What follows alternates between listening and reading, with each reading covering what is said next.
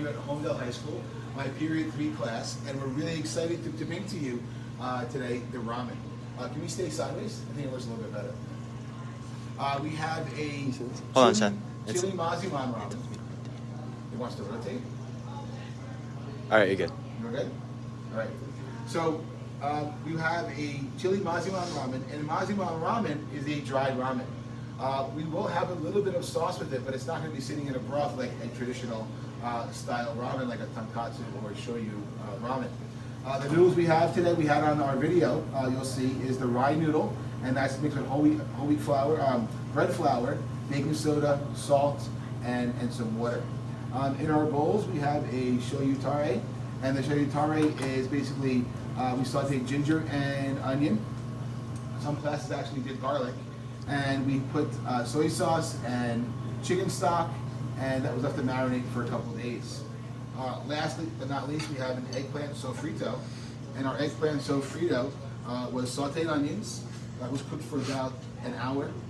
We then cooked eggplant down for about an hour with some tomatoes, and we finished that with some chipotle peppers and salt and pepper.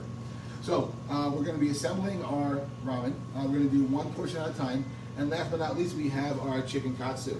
The chicken katsu is a boneless chicken breast, panko breadcrumbs, and just been pan fried.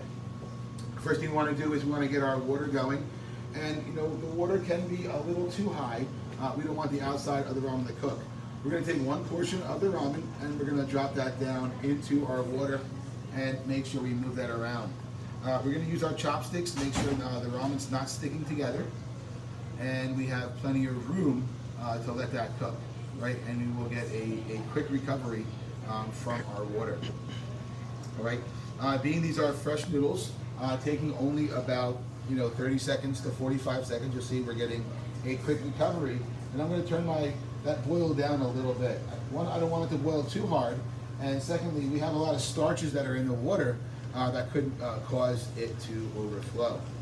All right, so we're very close to being done here. Like we're about 45 seconds in. Taste one. This is our first one of the morning, so we can go ahead and see how they're doing. And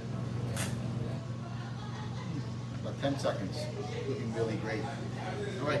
Next important part is that when we get our ramen, right, we want to shake it. We want to shake off any excess water, make sure we're not having any of that residual water ending up in watering down our shoyu tare.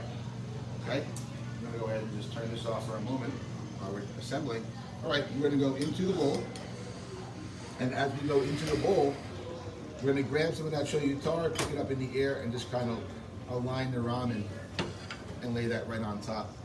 Secondly, we're going to grab our eggplant sofrito, and we're going to go with a nice portion of the sofrito, and we even have a little bit of the oil that we're going to drizzle around right on top of that.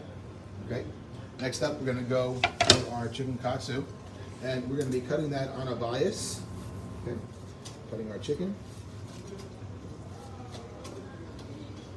And then we're going to be placing that alongside the Mazemen ramen. And there you have the chili eggplant sofrito, Mazemen ramen, chicken katsu.